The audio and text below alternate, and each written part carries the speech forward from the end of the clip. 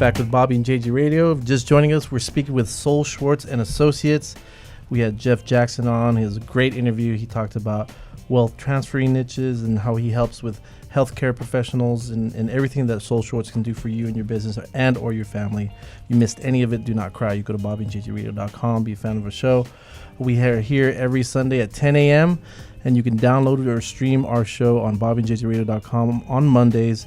And these good-looking people will be on YouTube in about 2 weeks as well. And we will make sure that everyone that is signed up will get a copy of that show in video format. So now we have Arturo Machado. He's provides tax consulting and compliance services to Shwartz's clients.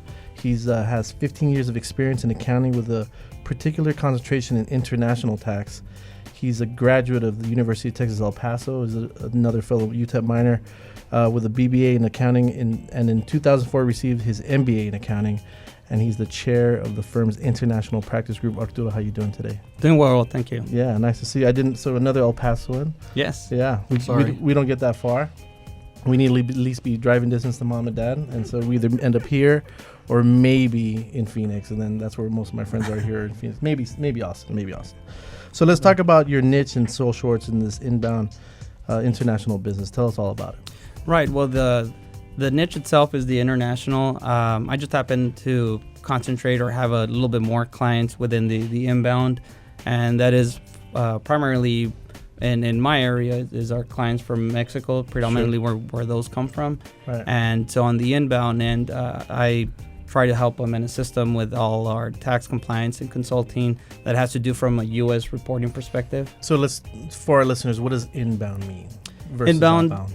Right. Well, that's inbound just pretty much means any client or any business that is looking to operate or do something within the United States that is coming from abroad. So if they have a business in let's say Guadalajara and they're trying to bring that business to the States, that's where you deal with your section of Sol Schartz. That's correct. I got you. So Arturo, tell us, what do you wish your international business clients knew?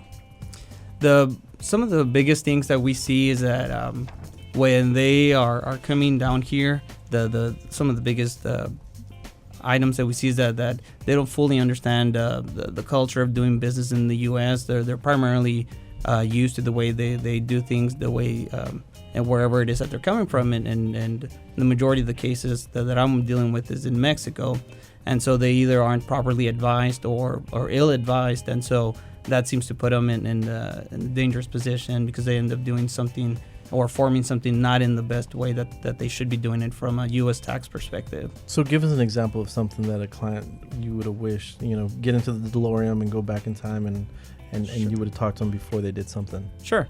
Well, from a personal perspective, I'll tell you just something recently that we came across. We had an individual whom had purchased a house many years ago, owned it in his personal name here in San Antonio. Well, he passed away, and now his children were trying to take possession of the property, transfer the title, and ultimately sell it. Right. The value of the property was only worth about $170,000 because of the fact that he was a non-resident, and because of the whole estate tax issue. They ended up having to pay, or not he, obviously the heirs, they ended up having to pay closer to $45,000 in tax before they could even transfer the title of the property. Wow.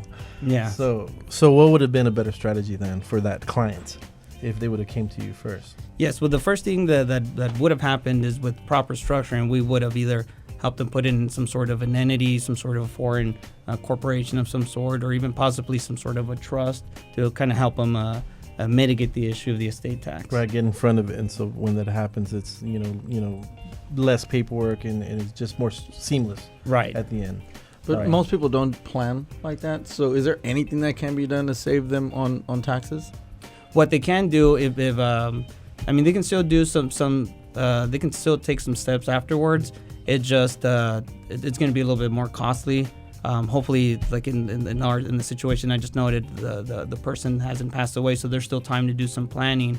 And there's a few strategies that they can still do at that time, but we just need to move really fast and make sure that we can get everything transferred, and that takes quite a bit of coordination, because then you also have to deal with the Mexico tax issue, because you also have to consider that because of the whole gifting rules and that occurred down there. So it has to be relatively quick. So they're kind of facing two different tax Yes.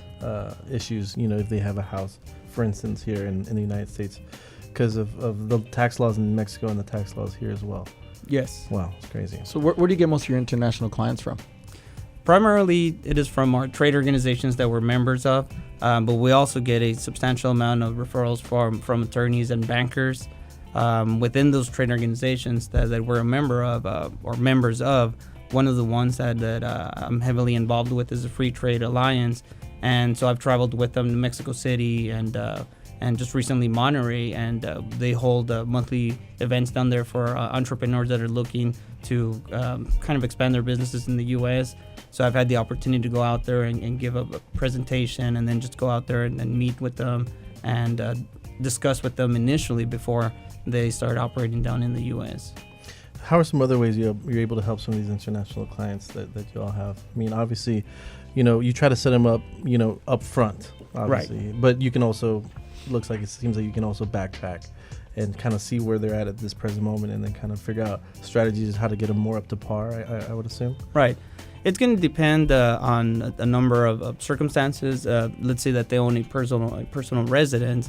The easiest way, obviously, is just to sell it, report the gain. If it's owned under your name and you're a foreign individual, that would be the easiest. Sure. However, there are ways they can transfer to the corporation, a foreign corporation, I should say, or some other ways to go around that. But obviously, that's going to take more time, and like I said, it takes coordination with our Mexican counterparts and make sure that they do that properly. But as long as we can do that, we try to help them in making sure that they get that restructured correctly. Just because we're always interested in the real estate side, tell us about the $60,000 tax exemption that you guys have worked with your clientele. Right. Well, as opposed to a U.S. person, or Jeff mentioned earlier that they have an exemption of $5.3 million, a foreign individual only has an exemption of $60,000. Wow. And so in those terms, I mean, any U.S. assets that they own, they can only exclude the initial $60,000, and anything beyond that is subject to the estate tax, which goes up to the 40% rate. Wow. So they're taxed much more heavily. Yes. Than current residents of the United States. Exactly. Wow. So this seems like a tremendous amount of stuff to be working with. So if you're an international business owner, entrepreneur, you can get a hold of Sol Schartz at 210-384-8000. Again, that's 384-8000. And you go to the website ssacpa.com. We're going to take a quick break, and we're going to talk to Shai Frietze. Stay tuned. This is Bobby and JJ Radio.